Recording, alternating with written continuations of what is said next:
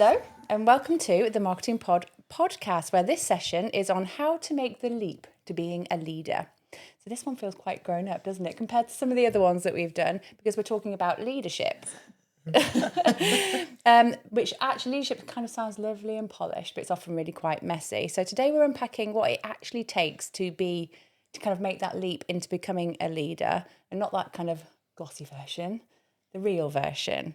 And we've got Jen and Vic with us. Hello. Hello. So Jen is co-founder at The Pod, and Vic has held many senior marketing roles, particularly in the energy industry, recently working at British Gas Business, and more recently Cala Gas. So really looking forward to getting all of your insights today. Okay, let's start gently. What's one leadership role that you were told at some point early in your career that you thought, yep, that makes sense, and as you have progressed in your career, you're like, that really doesn't hold any weight for me at all? Jen? So I think when you start out, you're obviously quite informed by the people around you, aren't you? And I think in those days, I thought the leader was meant to have all of the answers all of the time and should know everything and have all the answers and know what everyone's supposed to do. But I would say that's absolutely not true. And being a leader is actually about listening to the people around you and allowing everyone to play a part in the direction, and sure, about guiding, but actually just about listening to people. So I would say it was absolutely not around having all the answers, which is what I thought it was previously in the early days. Yep, that makes total sense. And Vic? And for me, I suppose it's a little bit different. So I remember not long after I'd first been promoted, and this was a long time ago, in one of my first roles, and they said, oh, so-and-so, I'd gone from like being a peer to being a manager. And they were like, oh, so-and-so's gone through that same experience, go and speak to them. And they were all about kind of how you should look and how you should dress and how you should write emails, which always stuck with me, that I thought was a bit strange. Mm-hmm. And actually we're like, oh, we don't need to be nice on emails. It's just like, Jen, Vic. Right. And I was like, oh. Where's all the like, the niceties, but actually who you are. Yeah. And it was almost like, I found that quite odd that was advice that I was being given. This was a long time ago. But yeah, so it's kind of stuff that's always stuck in my mind that I'm like, I'm not sure that is the best advice. But at the time you're like, okay, we'll go with it and see what happens. You're quite a personable person, so that's actually saying don't be authentic, don't be yourself. 100%, yeah. So yeah, that was one thing for me that I was like, I'm not sure about this. But then you see it, so people do obviously follow that advice. Yeah, you take on behaviours, don't you? Yeah. When you're younger and in those kind of early roles. Yeah. Fab. So, thank you.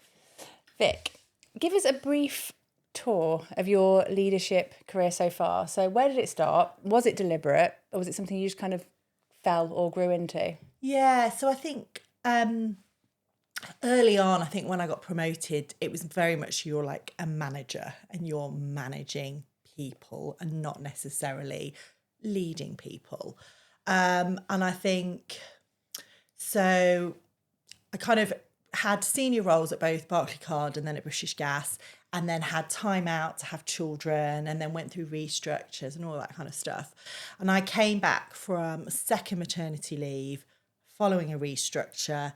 I'd got a role, but I ended up doing like a senior role because that person was also on maternity leave. And I think the person that I worked for was like, it was come in, set up a new kind of team. So you had to bring like people in, find people to come and work for you, take those roles on. And then she came back from maternity leave, and they kind of said, oh, just stay on the leadership team. And I was like, okay. And then somebody else left, and I ended up then looking after kind of the BGB kind of marketing team. And then when you're kind of responsible for quite a lot of people, you're like, I can't have all the answers. I can't have all the decisions. I can't be telling everybody what to do. That you then naturally kind of go, no, actually, I need to lead. It's more into that leadership, is that I'm going to lead these people and help them make the right decision and make the right choices. So I think that's when I kind of came into it and stumbled into it, I suppose. And then you just learn more about it, I think, as you get more experience, don't you? So I did that. And then again, when I moved over to the residential side and had like a decent sized team, again, it's just kind of leading that team, and also working at how you lead externally when you're leading projects, that you're working with people like that. So that's kind of where I've gone and ended up kind of naturally, I suppose, falling into it more than just doing it. But I think then learning is what you do with more experience you get as well. Yeah, absolutely. And Jen, for you? So it feels like an awfully long time ago now, but so I started out on a grad scheme of Fujitsu, which I absolutely loved actually. It was quite a technical role and it was in B2B as well, so it started my love of all things B2B. So I loved being in that role and part of a graduate scheme, and the graduate scheme was kind of designed to put you into leadership roles at the end of it. But to be honest, I absolutely fell into it as well. So I kind of fell off the end of the scheme into this role, which I have to be honest, I didn't feel ready for at all, and the whole imposter syndrome thing was massive, and it was also quite male dominated as well, but I loved it, absolutely loved it, and had a fantastic time there. And then when I left, I went into a few different roles, because I think we always felt it was the done thing to move every 3 years or absolutely. So I did that a bit, and then ended up at Empower, which I again absolutely loved, and where we met. And in that, when I went for that role, that was part of a recruitment program to put managers in around product development. And that's what I went into, which I'd kind of loved in my days at Fujitsu. So I think I definitely fell into it, but learnt so much along the way. Absolutely. Seen amazing leaders and also not so great leaders. And I think when you get that, you will probably learn more, seeing how not to behave. It's hard to resist adapting. Especially when you're younger. Yeah. Absolutely, when you're younger, it's quite difficult to sort of know, I'm not sure that's quite right. But taking that forwards, and then obviously left and set up the pod, which was, I'm not sure we lead particularly, but yeah, absolutely. So yeah, I definitely fell into it. It was never a deliberate plan on my part, but I just loved roles and loved certain things about them, and then you would go for the next one and go for the next one. Yep. Okay. So something you just touched on when you were giving your answer then, looking back at those early years of your career, were there any female leaders specifically who shaped you in terms of either what they did well or what you would steer away from? So this is really interesting. When I went to Fujitsu on that grad scheme, and I was thinking about female leaders, and have done before as part of the One Network stuff that we do, I didn't have any at Fujitsu. They were all male, which is interesting now, reflecting on that. I've never really thought about that before, but they were all male, and some were amazing, absolutely amazing. But in terms of female leaders, it wasn't really until I got to a slightly later stage in my career that I started to see those really amazing female leaders, really empowering, really driven. They were kind of all had that in common, to be honest with you. And I was going to say Jodie, honestly, have to say Jodie, has always been an inspiring leader to me, absolutely, all of the creativity and drive and ambition and all of that is something that I kind of wanted to emulate as well. But I did also have some incredible female leaders at Empower. So Jude, if you're out there, hello. She was so passionate, clever, driven. She got things done, but took people with her. She was dead authentic and really got people bought into her way of thinking and kind of creating a journey. She was fantastic. And I had an amazing program manager as well, who was a lady called Kay, and I worked with her for years, delivering relentlessly against a product roadmap, which we absolutely loved, and I couldn't have done it without her. And again, she was so authentic, she was so honest about everything, but so driven and super smart and got things done. She really got things done. And I think it's those traits that I've kind of really admire, I suppose. Yeah, so, and embody, I can see. Yeah. Yeah, I think I've worked for some remarkable women over the years. But one of them was when I think first when I was at British Gas, and she was just very down to earth, very authentic.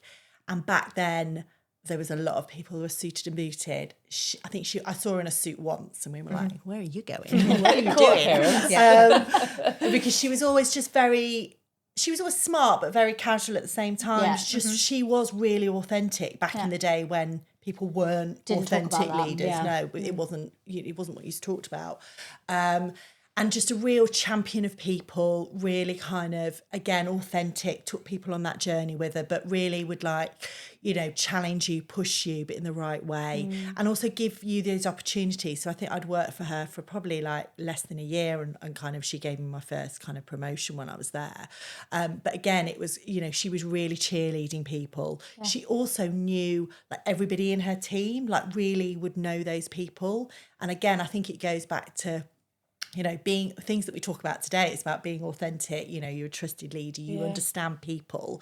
She was a real like people person. She's now super duper senior at the National Trust. But yeah, so she's done amazing.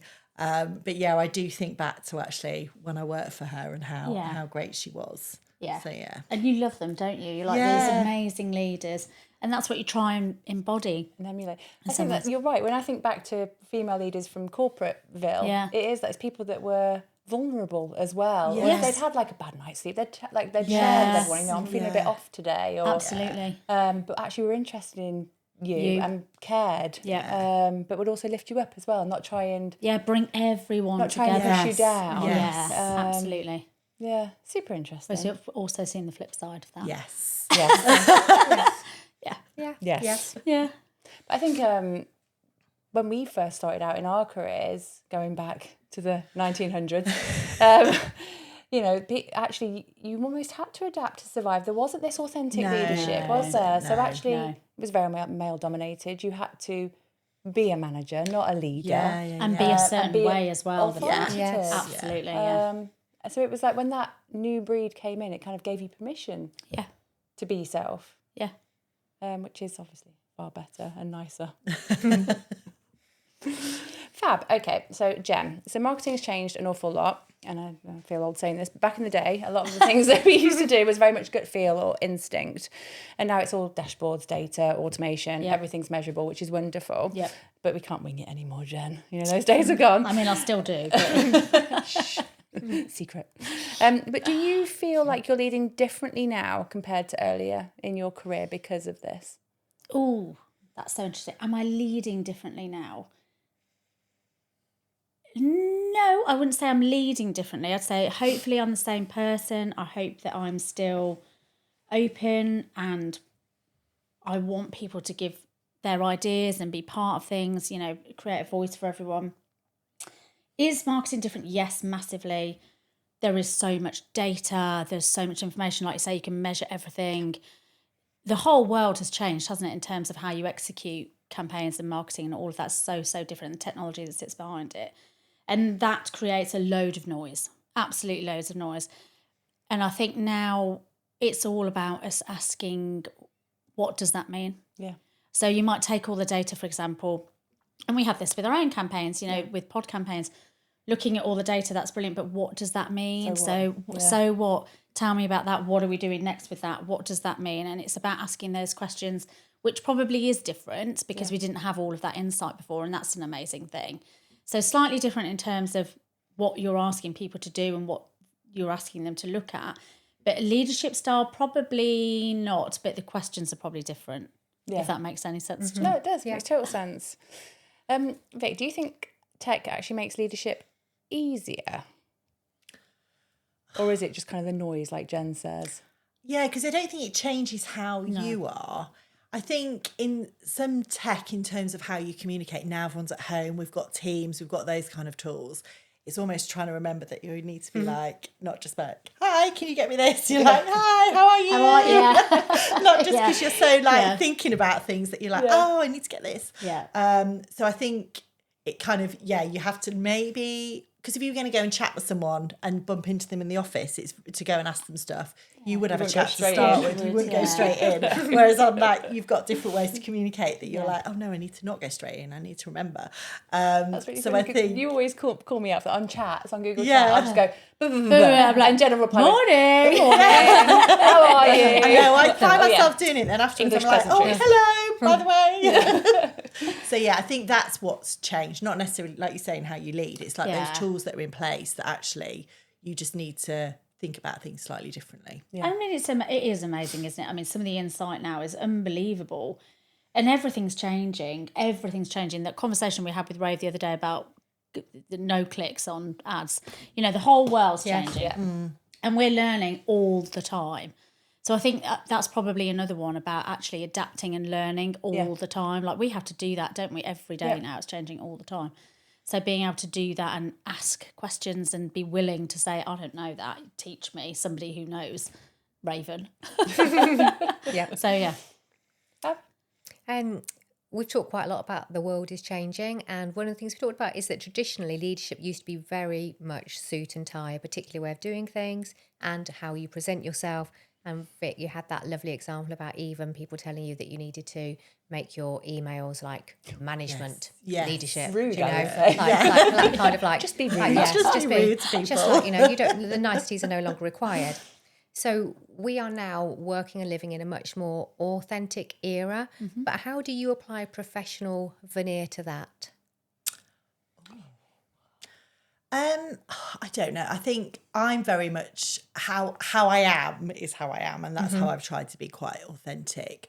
I think it's how you carry yourself. So you can be one way necessarily with your team, but when you're out, but I still think it's about being authentic about who you are, not necessarily having that different persona. Yes. I think you still need to, you know, treat people professionally, treat people as humans, which you've always done.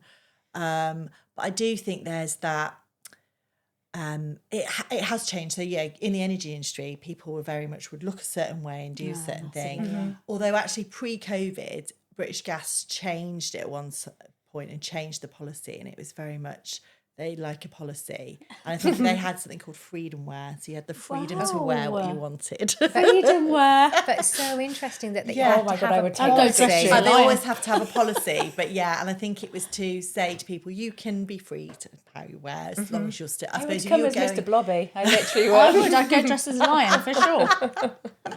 but I think obviously then if you're going to meet people or external clients or whatever, then you might look not like Mr. Blobby. I think I'd fit right in. And then again, that changed during COVID, didn't it? You know, Yes. people Yeah, it's very. I think that has changed a lot of things. You know, changing how even when we went to our London office, which used to be very, very corporate, you'd see people in there in senior management in like jeans and trainers, and you're like, oh, I can wear my jeans and trainers in here, can I? So It's honest, like, oh, you are human. yeah, with a life. exactly. Yeah, it's like, oh, I can do that. So I think, to answer your question, I think you still have to conduct yourself in a professional way, but I think you're just allowed to be now much more authentic about how you are, how you look. You don't necessarily have to be looking a certain way to be conducting business. Okay, thank you. And Jen, like same sort of question for you, but you have worked both corporate side and or supply side and agency side, in-house and agency. Would you say there are differences between the two? Yes, definitely. Although I suppose that's changed, like you say, because since COVID, I think even, you know, the corporates have done away with the whole suited and booted thing. Culturally, I think because of the way we've built Pod, I think we've always had a freedom wear policy. I love that. I take that. Freedom wear. That gives me permission to go even further. I think we've always had a policy of people being themselves at work and coming in whatever they're comfortable with. I think we adapt to clients. So if we have a very corporate client, we will respect that and go in a corporate dress. Costume. Yeah, absolutely. Which, you know, feels a little bit alien now because we don't do it so much. But And shoes are so uncomfortable. I used to wear heels every day. Yeah. I don't even understand how I did that. But yeah, so I think we adapt as an agency, but obviously to be respectful of the client and their working environment, so we will always kind of mirror what they're doing. But when we're in here, absolutely, I think it is different. But then culturally, that's what we wanted. We wanted people to come in and whatever they're comfortable in, it doesn't change how they do their job in any way, shape or form. So they can come in their jeans and trainers or whatever. But then I think a lot of places have adapted to that anyway, haven't they? Yeah. So it's different We now used to anyway. give out, when we had new starters, it's something I think we should Oh resurrect. yeah, we did. We gave out a pair of slippers. We did. Yeah. It was nice, that was. That was nice. Yeah. I just forgot. Stopped it. You've got the pod hoodies as well, though. We do have pod a lot of hoodies. pod hoodies in circulation. Vic, Yes. I'll hook you up. We do. They're very They're good. nice, they're comfy. Yeah. Really comfy. I think it's important what you said. It doesn't impact how you do your job, what you wear. No. And I think that's such an old school thing, isn't it? That like, because you don't dress a certain way, you're not going to be as good as doing what you do. I think it breaks down the barrier. Yeah. I think it kind of, I'm human. Yeah. You know, this is we're kind of all what I'm wearing. human. Yeah, exactly. I think it does kind of just take that edge off. You know, the CEO of Centrica, I think he wears a suit when he needs to, but on a lot of town halls and things like that, he'd always have a hoodie on of some description. And I think that then kind of sets the tone as well. Yeah. It doesn't change your respect for that individual because when they're presenting or saying whatever they're going to say, it's still like, wow, you know, it's about what they're saying, isn't it? You can say that in a hoodie. Yeah. They're a bit more accessible, aren't they? Yeah. Yes. Accessible is Less the right word. intimidating. Yeah. Fabulous. Yeah. Okay. So just jumping back to something we touched on a bit earlier, there's this kind of idea that you're either a nice leader or a high performance leader with the rude emails. And you can't really be both. Jen, you first. How do you balance being a genuinely empathetic leader with the reality that you've still got targets to hit? So it's kind of getting that Balance. Yeah, kind of getting that balance right. How do you do that? Badly. Right, okay, badly, really badly. I just shout at everyone all the time. I think that I don't think the two are mutually exclusive. Actually, I think you can be, a commercial leader and an empathetic leader. Absolutely. High performing teams are happy teams, posters, high performing posters, and if you want to get the absolute best out of your team, which means commercial success, then you need to be an empathetic leader and understand where they're coming from, allow them to bring their whole self to work. And I really hope that we have the balance of that right, because yes, we all have commercial targets to hit. Of course we do, running a business, and that is obviously the driver behind it. But the way to get there is by having a high performing team. Yep. And high performance are happy people. So I think the two actually go hand in hand. And I don't think they're mutually exclusive at all. I think they just sit together. And actually, if you're not empathetic, you're not getting the best out of your people, and they're not going to perform. I also think there's a lot of risk to business without having empathetic leaders. When I'm thinking of all the examples of like the huge financial crashes that we have seen, which have always been like led by very traditional, old school leaders, demanding more than is appropriate, and everybody actually like trying to raise their game but actually hiding a lot of stuff that's going on, and then it crashing down. I think that the authentic truth of the leadership means that you get that in your teams and the business is solid behind it. Absolutely. It's robust, isn't it? Because people will always say if there's an issue or talk about things that need doing, bringing the best out in people all the time. And that's how you get high performing teams, I think. Yeah. Has that always been your experience? Yeah, that's what I was going to say as well. Very similar. It's that you treat your team and your people how you want to be treated. And actually, people are more likely to be committed to doing stuff and getting stuff done if they feel like they're being respected and they're being treated properly, aren't they? Absolutely. Because you know yourself that you have a great manager or a great leader, you actually want to be like try really, super it's hard. hard to be really successful and do stuff. Yeah. But I think it's understanding your people, it's trusting them. It's understanding what makes them tick, wants to make them, work harder, do stuff, so that you can get the best out of them. Because if you don't understand them, you don't trust them, you're not going to get the best. Yeah. You're not going to then be able to deliver what you need to do. And I do think, very much they go hand in hand. Yeah, for sure. I think about who I've worked the hardest for, apart from you. Who have I worked the hardest for? Is it because I dress up as Mr. Blobby? Absolutely not. It's the people I really respected, admired, loved, actually, and they were amazing, and I worked super hard for them. And then when it's less like that, you're a bit like... Controversially, do you feel the same agency side? I'd say the best relationships that we have are very similar with our clients as well. Absolutely right.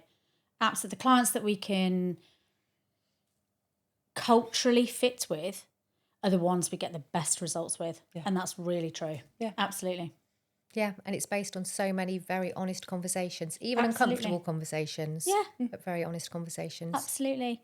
And then you have that kind of mutual respect on both sides, and that's when things really come together and they get the best out of us as an agency, and we can deliver them the best as a client. Yeah. Vic, some of the things you've been talking about, there is so much emotional heavy lifting in being a really effective leader. You talked about like bringing out the best in your team, knowing what's going on with them, the trust, the performance, the understanding what makes them tick. How do you manage that without burning out yourself? I don't necessarily think that it's then your responsibility to fix everything. So it's understanding what makes them tick and what makes them happy, and then trying to support them with that rather than carrying all that weight, because that can be quite, Have you ever been there where you've had that way? I think when I've had people that haven't necessarily been in the best situations in themselves, that you're then trying to work out how you support them. You can't make everyone happy. You can't make everybody. You've got to understand what is going to work for them, rather than feeling that responsibility. You can, if they're having challenges at work, you can help them go and fix it and you can help them understand it and kind of work out how they can go and like fix it themselves, rather than giving them all the answers. But yeah, it is trying to get that balance. But I don't feel that I'm like, I don't want to take on that burden of like, you can't be responsible for everybody. You've done, is that like because it feels like that's like a learning that you've been on where you've, because I am a fixer, and I have to sometimes just like say, do you want me to fix this? Or do you want to just vent at me? Do you want to just talk about it? It's really hard. Yeah, and I think I have done in the past where I'm trying to think, I don't know if I've got an example, but I have done in the past where you have been like, right, I'll tell you what to do, and you go and do this or go and do that. But yeah, you can't. No. And actually now it's like, okay, do you just want to vent at me? Yeah. Do you just want to tell me everything? And then I can say, these are some solutions. Or what do we want to do? But I do think it's people in the past that I suppose moan that they're not happy or they're not this. It's like, you can't fix that. It's like trying to understand how you can help them, what would make them happy. Would they be happy if they're going to do a slightly different role somewhere? And we can look at how you can help them grow and develop to something that they want to do. But yeah, I think it is a learning that you can't do everything. You can't solve everybody's kind of challenges. You just have to like. It's tricky though, because you're like, well, I'd just go and do this and fix it. And I tell people, this is what you should do. And sometimes you need to, because sometimes that's what they actually need. Yeah. Likewise, Jen, thinking of that emotional pressure of leadership, what's been your experience? It's hard. I think it's hard. I think if you are an empathetic people person, you will automatically listen and take on some of these things. And yeah, genuinely, it's hard. Sometimes it's really difficult because lines are blurred. Sometimes, yeah, you do get a bit of burnout from it. And that is true. I'd be lying if I sat here and said that we've never felt that, because we have. But then that's hopefully, again, culturally and team-wise, what we engender. But I think you're absolutely right in saying you have to draw the lines between saying, what can I actually kind of help you with, and what can I just listen to? Yeah. So if you want to just talk about that, that's absolutely fine, and we're here to listen to that. But I can't do anything about it. If they're personal things, there's nothing I can do, but I can just listen and make some suggestions. But you do have to be careful sometimes, because we've all got stuff as well. Everybody's got stuff going on. You never know as well what's happening with other people. So I think you just have to be just be yourself and be authentic about it. And yes, sometimes it is impactful, but you just have to draw a line and say, right, actually I need to put myself first for a bit, or I need to take a break from that situation. And that's one of the reasons we put mental health first aiders in as well, because sometimes these things need to be shared with other people that aren't, just us, for example, and having those individuals for people to talk to is amazing, because they're not related to that situation. They're qualified to do that. And that's really important as well, because I do think that people need somewhere to talk about things that are impacting them in the workplace, because it does. You know, if you've got stuff going on at home, of course it impacts you at work. And actually, if you have an understanding of that, that really helps that individual at work, because you know what's going on. You know, we've all done that. We've like, right, okay, I get why that person's just exploded in a meeting because X, Y, Z is happening, and that's massive. So having that understanding, and I wouldn't change that. Thanks. Oh. Just jumping back to kind of the tech question, it's something you touched on, Jen, was kind of around how technology's moved on. Sad to say, we're no longer the experts in absolutely everything. No, especially when it comes ridiculous. to Raven, as we've talked about. Raven is like our digital whiz, and she's just like... She's just a queen. She's a queen of all things digital, and it blows my mind listening to her. But there's kind of like that sense of control, because obviously, when we first started out in our careers, being a leader meant you knew everything, which is something, you are the person that has all the answers. Yeah. But then things move on, and as leaders, we've always recruited, our kind of policy has always been recruit people that are better than us, mostly to mask our own kind of shortcomings. Smash that. Massively. All the awards we've won, nothing to do with this. No. But how easy has it been to let go of, you're not the expert anymore in everything, some things you are, but not in everything. How easy is it to let go of that control? Because I think we're doing that. It's kind of, you've got to have confidence to be willing to do that. I'm delighted to let go of control. Absolutely delighted. I love that. I love having experts. I love having people that know more than you. I think that's, but we've, like you say, we've always said that, recruit the people that are better than yourselves. When you move to an agency from being in a corporate, you've got to let go of control, because you cannot make the decisions. They are the client's decision. Mm-hmm. All we can ever do is advise and make recommendations. So I think I learned that lesson when we moved, and that was tough, going from one side to the other and saying, actually, it's not my decision anymore. Can't do that. So letting go of control. But in terms of the having people that know more, I love that. I love that. You tell me everything you know about it. That's brilliant. I don't want to be the expert. I don't want that anymore. They do know so much more, and different levels of expertise across so many areas in marketing as well, which we can never know everything. We can't be the expert in all of it, so we need those people to be the experts. Do you think that's a shift change though? So if I took you back, Vic, actually like 25 years? Rude. 10 years. When you were in nursery. Yeah. Do you think that's a shift change because of like experience of like not being the person that knows everything? I think it has. Yeah, I think when you first like manage a team or lead a team, you have gone from knowing everything before you get promoted to do that. So you have kind of gone from, oh, I know everything about this, I need to know everything. But then you get to a point where you can't know everything. Yeah. You can't possibly know everything there is, and you can't be good at everything. And I think that's acceptance, isn't it? I don't know if that comes with experience or age, but you're like, you're not going to be brilliant at everything. So let's get some people in that are brilliant. Yeah. And actually then they can be experts in that, like you said. Absolutely. You guys have done. And when I've recruited in, you get people in that are whizzes that know stuff, and you're like, I don't need to know the detail. In fact, I don't need to know the detail on anything. But just tell me what you know, and then you can get on with it. And I think that's fine now. Like when you go for, roles, when I went to Cala, like I don't know, there's a load of stuff, I suppose, in some of the digital space that, again, not an expert in, but there was people in the team that knew that inside out. And I was like, that's great. If you need me, I'm here to like steer you in the right direction, but like you're the expert. You're the expert. And I don't know if there has been a shift. There's been a shift, obviously, with myself, and like you were saying, as you grow and change. And I think there has to be, like, the people at the top can't know everything. No. But they also need to trust their teams as well.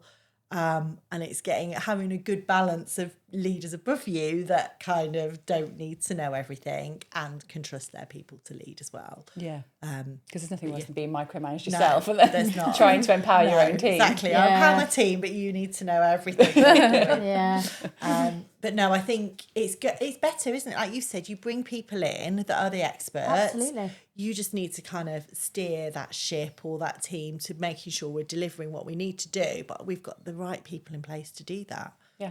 One of my favourite things about being a leader, is unlocking the potential in those individuals and watching them fly. Yeah. Like that is, we get so much out of that, don't we? Just watching absolutely amazing individuals smash it. I love that. That's the best bit about being a leader, is watching that happen. Oh, I love that. Okay, so let's talk about imposter syndrome. Heavy. Yes. Okay. The thing that we all pretend that we don't have. Is it something that you think actually decreases as you become more experienced in your leadership role, or are you just better at managing the voice? You come into me first. Yes, let me put you on the spot, Vic. Yes. It's fine. I've got two different views on this. Okay.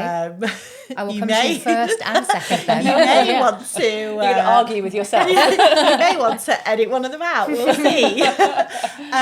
So I think, yes, I do think as you get older and more experienced, it disappears a bit. Is it imposter syndrome? Is it fear of the unknown? Is it nerves? Is it excitement? Because those fear and that excitement are quite similar kind of feelings, aren't they?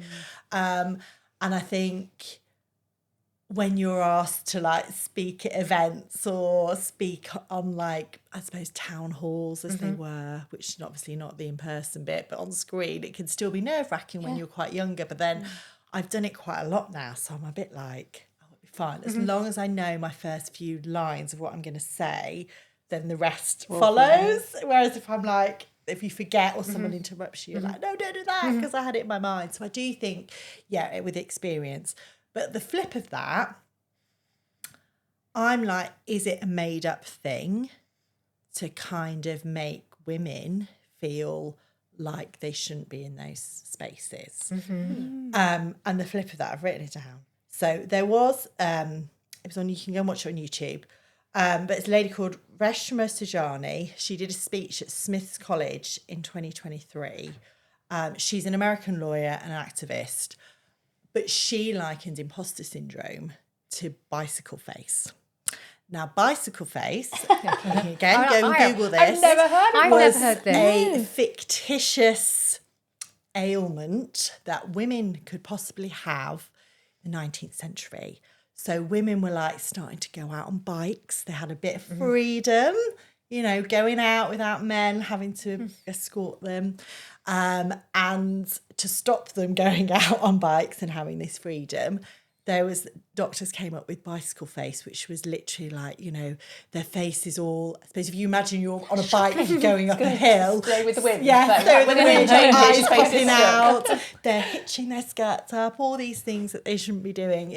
And they made up, you can go and Google it, it's a real thing. Called bicycle face, that they said women have got bicycle face. As a way to control and stop them going out on their bikes. Because we didn't want women to have freedom. We didn't want them to have awful, pockets in their dresses so they could carry those notes around between them.